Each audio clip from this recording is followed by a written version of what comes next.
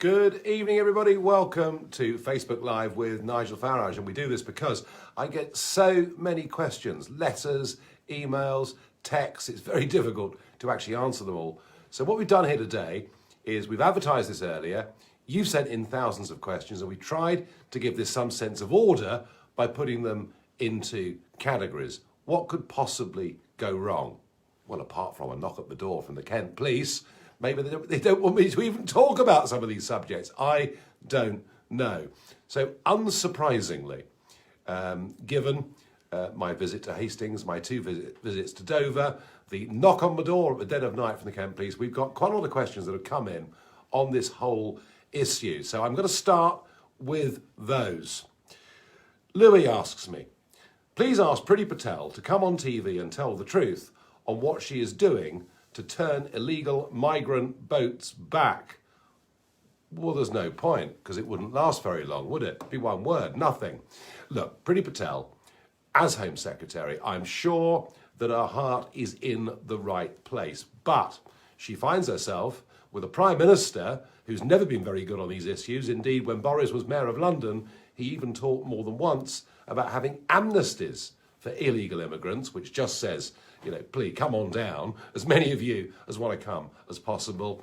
She is in negotiations with the French, but at the moment, we're looking pathetically weak. Do you know, since lockdown started, 854 have come into Dover alone. That's without those that have landed and escaped, and some who've been turned back by the French Navy. Vanessa asks me, very good question actually, are your statements about illegal immigrants being listened to?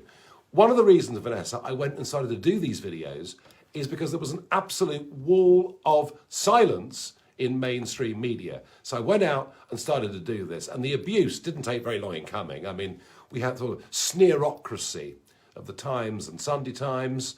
We had the sort of abuse coming through the Mirror and elsewhere. And it's as if we're not supposed to even discuss this. It's all too awkward, too embarrassing. Don't discuss it in front of the children. But I tell you what, Vanessa, we have had millions, and I mean millions of views of those little videos. Sorry, the sound quality wasn't so good on one of them with the wind. And as a result of that, yes, national media are now beginning to cover this story. And I think if we hadn't done this and made a noise, it would just have been brushed under the carpet. William says, hi Nigel, have you any idea where all those migrants are being held, or are they just being released into society? Well, William, some go to Gatwick, some go to Croydon, but all the evidence is that actually people are not being kept for very long at these centres. There is big fear, particularly during coronavirus. I've seen in the last few weeks evidence that in a Norfolk village, for example, 100 people have been put in an old sort of disused RAF hut. But I've also equally had reports from Slough and places like that people are just out wandering the streets. But be in no doubt that quite a few of these people cannot afford the 5,000 euros they're being charged by the smuggling gangs to come. And they, in the end, get picked up to pay off the price, which means they go into a form of modern slavery. And it's about time the Islington set, who think they're being so lovely and so worldly, encouraging people to come in from the camps in Calais, it's about time they understood that what they're actually doing is backing a really horrific modern criminal trade. Steve says, is foreign aid still being sent to other countries? If it is, should it stop until the pandemic is over? Oh, Steve, we'll go on giving foreign aid with this mob in charge. You bet your life. In fact, David Cameron said that us paying the highest level of foreign aid in the world was his finest achievement as Prime Minister. Foreign aid budget currently running at about £14 billion every single year. So the answer, I'm afraid, is yes. Roger says, why aren't you more concerned by the removal of liberty in this country? Roger, they knocked at my door, mate. I mean, at the dead of night, as if to intimidate me. I did, by the way, the next day, go down to Maidstone and hand deliver a letter to the Police and Crime Commissioner for Kent and to the Chief Constable saying that what I thought had happened was absolutely outrageous how could I mean, given there are reporters, photographers from all sorts of media organisations all over the country, why was I the one person that got singled out? I mean, I wasn't breaking lockdown, I was doing my job. Did Neil Ferguson, Professor Neil Ferguson, did he get a knock at his door for breaking lockdown when his married lover came to visit him? I don't think so. So look, I am concerned about this loss of liberty, and I will go on talking about it, I promise you. Eliza says, I'm trying to understand why the world has gone on lockdown when the recovery rate is over 98%, even without a vaccine. Well, Eliza, that depends, doesn't it? I mean, look, I don't think that we should underestimate just how nasty this virus is. You know, a lot of younger people have been laid very, very low with it. It is nasty, it is horrible, it is killing a lot of people. Yeah, sure, I know that big outbreaks of winter flu kill a lot of people too, all right? If the government had pursued its initial herd immunity strategy without lifting a finger or doing anything, many hundreds of thousands would have died. And all right, I know that 91% of those that have died are over 60, but does that mean their lives are of no value? No, I think going into lockdown, given we were fighting an enemy we'd never confronted before, to buy ourselves some time was the right thing to do. My regret is we did it too late. You know, we were allowing the Cheltenham Festival to take place, allowing football games at Anfield to take place, whilst the Irish were stopping their annual St Patrick's Day parade. We were too late into lockdown, and we will now be too slow in economic terms, I think, to come out of it. David says, why do you think you're different to other folk and break the stay-at-home rule? Because I got a job, David. I got a job. I broadcast for LBC, I write stuff for Telegraph Online, and I broadcast through this medium to people like you. I'm engaged in a national debate. And if I hadn't gone down and done this and put these videos out, we wouldn't even be talking about it.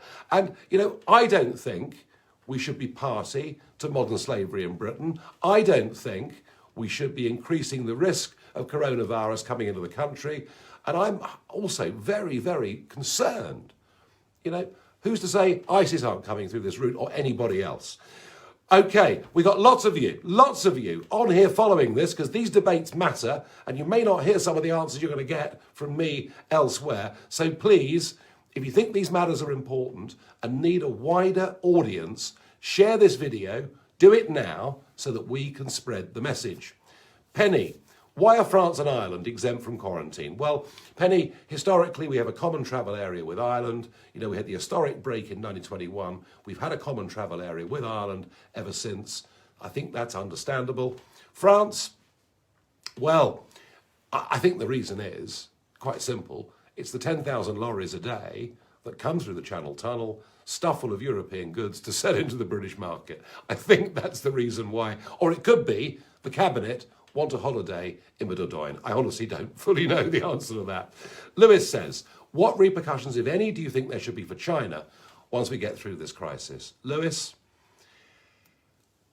I think in terms of geopolitics, what happens between the West and China over the next year or two, it is without doubt, certainly in my mind, the most important geopolitical question since the Cold War and ultimately the fall of the Berlin Wall.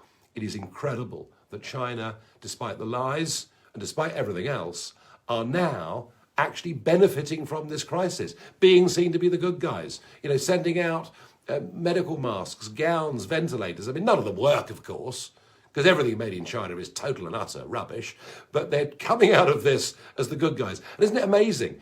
Anyone that criticises them is immediately accused of white supremacy, immediately accused of racism. And the problem is, what governments have we got with the guts to stand up to China in the future? And is it the European Union? Is it hell?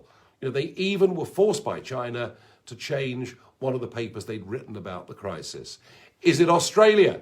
Well, economically, the Aussies have become very dependent upon China, but they kept them out of Huawei, and actually Scott Morrison has sounded pretty tough. But ultimately, it's going to have to be America that leads this. And Trump, whatever you think of him, whatever you think of his handling of the crisis, whatever you think of the way he does press conferences, Trump is the guy that gets this. We need Trump to be re-elected because on his own, Boris will not, in my view, confront this issue. What I am pleased about is we've now got voices like David Davis, Ian Duncan Smith, who are coming out very clearly saying Huawei is the most huge political error we've made in this country for years. Helen says to me, rather than behave like the toxic media and journalists, don't you think it's about time you started to show some support towards this government in these trying times, instead of behaving like a lefty loony? Helen, do you know something? These arguments were put in the early part of 1940. Neville Chamberlain was the Prime Minister. We had had a very difficult start to the war. We didn't have the right kit. The tanks were utterly useless. The aeroplanes were in too shorter supply. The Norway expedition turned into, frankly, a fiasco. And there was talk that maybe the time had come to get rid of the Prime Minister. And everyone said, you can't do that. We're fighting a war against the Germans. You can't get rid of the Prime Minister in the middle of a national crisis. I mean, that would be, shooting your own side in the back. Well, thank God, enough Tory MPs did have the guts to stand up and say, Neville is not the right man for the job. And we got a leader who was the right man for the job.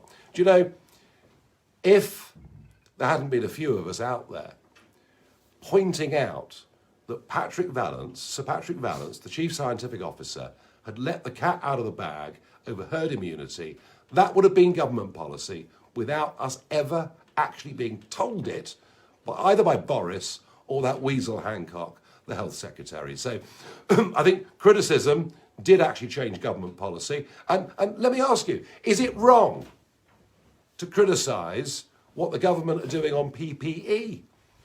Given that people working in care homes, people working in the NHS say that at times the lack of PPE, it's like playing Russian roulette with their lives. In response to this, Boris appointed Lord Dayton to take over PPE, a former Goldman Sachs banker, well, of course they all are, aren't they, who now has been in the job 3.5 weeks, and we've not heard a dicky bird from him, which I find just extraordinary. I mean, just completely and utterly extraordinary. So no, I will praise the government where they get it right. I think the way the Nightingale hospitals, I mean, they've not been necessary, but the way the Nightingale hospitals were put together was brilliant. Just shows you what the army can do. In fact, they do emerge out of this in terms of helping to put that hospital together, in terms of distributing kit around the country. At least there are some parts of our country that are still working. I will praise the government where they get it right, but I will certainly criticise the government where they get it wrong. And one thing that is now becoming clearer is we're not allowed to criticise the NHS in any way at all. Not at all. The whole thing's wonderful. The NHS is the envy of the world, the Prime Minister told us in his 50-page document. Well, without taking away, particularly on the 200th anniversary of Florence Nightingale's birthday, without taking away anything from those on the front line doing their damnedest and taking risks with their lives, massive mistakes have been made. Public Health England, a quango, stuff full of overpaid people not delivering.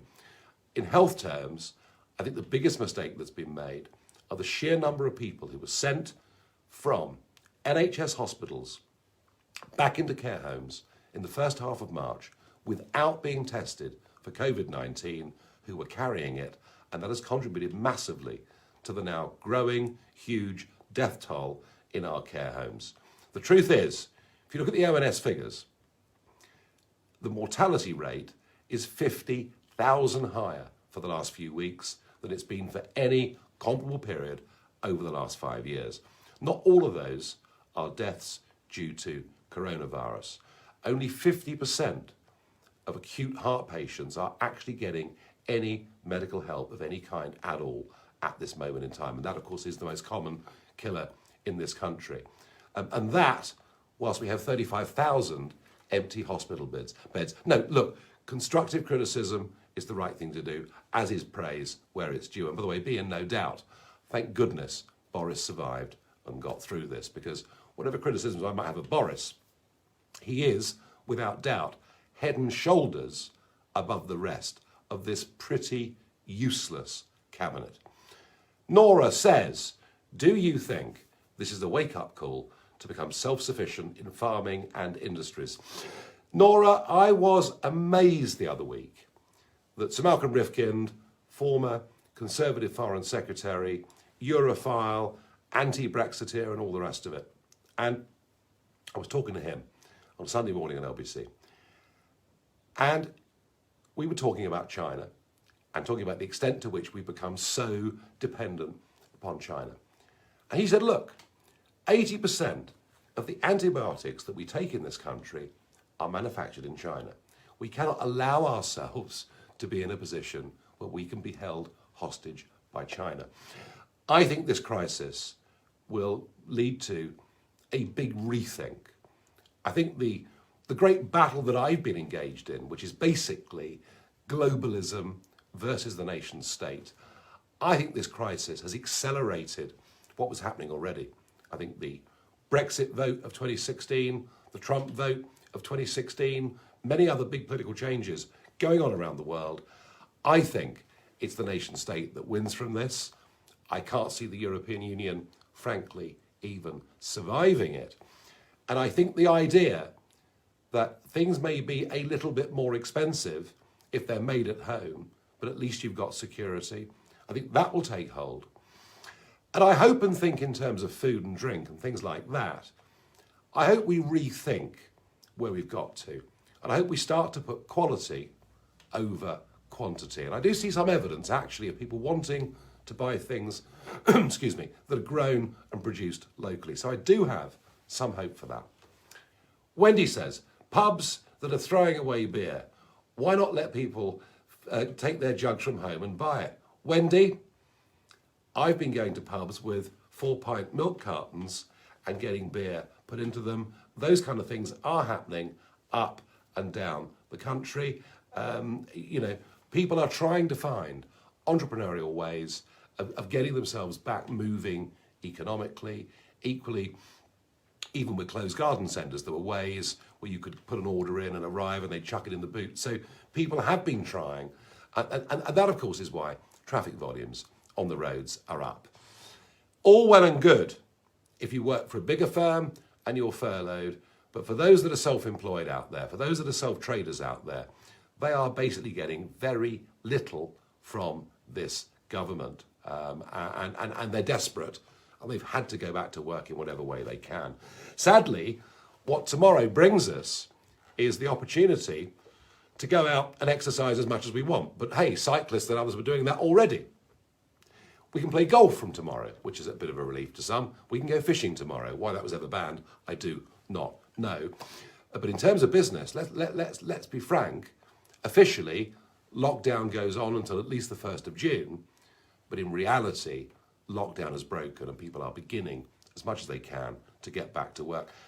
And provided we do understand that social distancing matters, provided we get that things like wearing face masks make sense, I haven't got a problem with it. I think it needs to happen. Seb says, hi Nigel, can you say hi to my wife Christy and our kids please? I certainly can, Seb, no problem. Nathan says, what's the biggest fish you've ever caught, Nigel? Well, that was a bull shark in Kenya, when it was a fun place to go in about 2001. I think it was about 500 pounds, something like that. But I think perhaps the most exciting fish I've caught are tuna, just because of their speed. They just go and go and go. And isn't it amazing? They're back in this country in real numbers. The last 4 years in a row have seen a tuna run from the Scilly Isles up to almost as far east as Brixham and indeed over to the Channel Islands. And I'm not talking about one or two fish. I'm talking about hundreds of thousands of big tuna. Now, these are worth money commercially. You know, when a good-sized tuna on the slab in Plymouth Fish Market is worth 12,000 quid. But a place like Devon and Cornwall, and the Channel Islands too, who could encourage anglers, sport fishers from all over the world to go and catch them, each fish caught would be worth a lot more than 12,000 quid dead on a slab. And yet, under EU rules, we have zero commercial quota for landing and selling at market bluefin tuna, whereas the French, Spanish and Portuguese have about 23,000 tonnes between them, and we're banned from targeting them as anglers. Now, one or two people have been ignoring that. Indeed, I was in Cornwall last year. We hooked one by accident, you do understand. But, again, part of this, getting back our coastal resources, getting back our fisheries, being able to regenerate some of these parts of the country, and environmental terms, doing absolutely no harm at all. So I'm really keen to look forward to that. Michael says, why are the kids expected to go back to school before MPs are going back to a full House of Commons? Well, it's a good point. I mean, Jacob wants everyone to go back to the House of Commons. Look, I think it's very bad for children not to be at school. It's as simple as that. And I hope they are going to go back in June, but I doubt it. I doubt it for two reasons. I think the unions will be quite resistant. And in one way, do you know what? They'll be right. Because teachers, quite sensibly and rightly, will say, have we got the right PPE equipment to do this job? And if this government is too incompetent to get PPE out to the NHS and care homes, what hope is there of getting it out to the schools as well? So I think this will all be delayed, a lot longer than perhaps many would like. Mark says, Nigel, what are your thoughts on vaccines? Well, smallpox was one of the great killers in the world. It has been eradicated by vaccines. And I know there are anti-vaxxers out there. I know there are people, very skeptical about MMR and things like this. Look, on balance, I take the view that vaccines have been a very, very good thing. I don't necessarily want Bill Gates to administer vaccines to the whole world, but on balance, I'm for them. Look, if you're enjoying this, share this video. Let's get some of these arguments out to a bigger and bigger audience.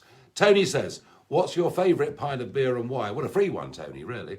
I've been very lucky, actually, that a lot of people over the last few years have bought me pints in pubs because they want to get a photograph with me, and so they can tell their mates.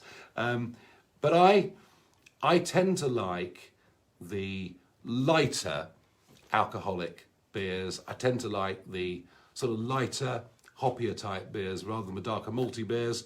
So I'm not going to advertise particular breweries here and now, but I did, spend my drinking youth in South London, where Wandsworth did have a brewery. It's gone now, called Young's, and I guess that's what I started with, and I'm still pretty keen on it if I can get it. Paul says, I would be interested to hear what you think the government need to do to get the economy going again, with particular reference to the housing market. Well, Paul, the housing market, the private market, the commercial market are by far the biggest part of the UK economy. They're completely frozen at the moment. Commercial property, if people really do start working from home long term, and there's no doubt that Zoom calls and all the rest of these things, this technology has been around for years. We've just chosen not to use it, really. So it could be problematic. Housing, I don't know where the housing market is. It's down, but I'll be very surprised if it wasn't up and running again by late summer. I really, really would. Kate says, when can I see my family? Can you answer me? Because Boris couldn't. Kate, the absolute cock-up on this, of the Boris statement on Sunday night, and then Raab appearing to contradict him the next morning. Very odd. They should have published the paper first and then perhaps made statements on it. What I did hear today was there are people flying in to Gatwick Airport from Minsk in Belarus. Minsk, where there's no social distancing, where a maniac dictator says, just drink vodka. It's not a bad idea, but just drink vodka and coronavirus will go away. And they're coming into Gatwick, and apparently many of them are coming in to visit friends and family. We can't even do that. The rules on this are you can go and meet one parent, go and meet one grandparent, and then meet the other one afterwards. That is where we are. But I do think there is, and I mentioned Minsk, I mentioned Gatwick. There are small numbers coming in now, but I do think that during lockdown, the idea that we should be at times where there are bad chief constables and overzealous policing, virtually living under house arrest, at the same time people can come into the country from all over the world, has been a bit outrageous. Fiona, when are you wearing your shorts next again? I had them on earlier, Fiona, although it was frosty this morning. It could be frosty again tonight. And I don't think the camera view you've got of me tonight goes down to the shorts. Maybe that's a good thing.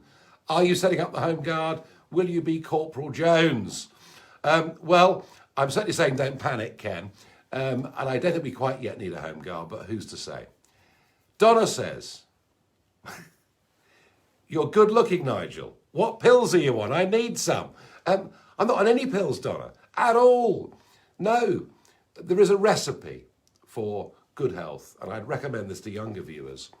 If you want to be fit and feel relatively well into middle age and beyond, the recipe is very simple. It's gin and cigarettes. No, it isn't. It's to do exercise, and I have actually been doing some exercise over the course of this period. I've lost 12 pounds. It's not bad, is it? Lewis says, would love to see you do home exercises, Nigel. Lewis, I haven't quite got to the point of making exercise videos, but you never, ever know. Dawn says, where did you get your Union Jack shoes? Yeah, I on VE Day, I was wearing the Union Jack shoes, and I was given them. I was given them as a 50th birthday present. They don't get worn very often. There aren't many occasions where you can wear them, but they are really a great piece of fun. I don't know what it was like where you were. I certainly saw a lot of houses, a lot of places, putting up flags and doing things for VE Day. The big sadness, well, two sadnesses really. One, that a lot of those old boys who perhaps in some cases for the last time could have attended something big in their local town or in London, didn't get the chance to do so. And there was something else I would like to have seen, and that would have been the Queen, who, by the way, has given more leadership than the Archbishop of Canterbury or Boris Johnson or anybody, to see the Queen on the balcony at Buckingham Palace, 75 years to the day that she was there herself in uniform with her father, King George VI, and Winston Churchill. And that would have been a great thing to see. I would have gone to the Mall myself to see it. And I was very sad, very sorry that couldn't actually happen. Okay, we're coming towards the end of this. Remember, share this video, share it now, share it again from the start. Let people hear some of the arguments they will not hear elsewhere. Aaron says, Nigel, I don't actually know your opinion on Sir Keir Starmer. I think he's very dull. I don't think there's much spark. I don't see a great personality. But I tell you what I do see some competence. When Jeremy Corbyn was at the dispatch box, you could see the sort of seething rage and anger and hatred that he had for anybody, well, basically to the right of Tony Benn. And in a way, Boris made it pretty easy. Corbyn made it pretty easy for Boris. I think the first couple of times we've seen Keir Starmer, he's been quite forensic. He's asked good questions. He's had points wins, but he certainly hasn't had knockout blows. I slightly question the party political broadcast, effectively, that was on the other night, where I think he's a little bit too political. But no, Starmer is going to give Boris a run for his money. Boris goes for bluster. Starmer's going to go for detail. It's going to be a very fascinating contest to watch. Ricky says, is it a bit late for airports to introduce screening? Well, Ricky, it's never too late to stop importing a nasty disease into our country, not checking anybody, letting them get them on the underground. Look, it should have happened months ago. It is an absolutely catastrophic failure. 130 countries around the world put restrictions or effectively total bans on. We, of the last 18 million passengers that came into our airports, 273 were quarantined. That, to me, is failure on just the most astonishing scale. going on from here, the real secret to getting life back to some normality, which, by the way, Germany's doing. Angela Merkel, who, by the way, doesn't like me, I've sat opposite her at lunch. She looked like she'd just eaten a whole lemon. But that doesn't matter. She's running Germany efficiently and well, running it a damn sight better than we're running our country. Germany will emerge economically by far the most powerful European country. And it's about testing. It's about isolating. It's about tracing. I wonder whether Matt Hancock is up to it. Thank you for being with me this evening. Hope it's been useful. Hope it's been worthwhile. Certainly thousands of you have sent in your questions. I've done my very best to answer them. Stay safe, but do, if you can, in any way, just help do something to try and get our economy moving again. Do you know, there's a lot of people on furlough at the moment, enjoying getting 80% of their money with fewer overheads. Some of them drinking beer in the garden at midday thinking, isn't life great? But actually, a lot of them, unless we get this economy moving, will not have jobs to go back to. And that's really, really important. And don't worry, I'll be active.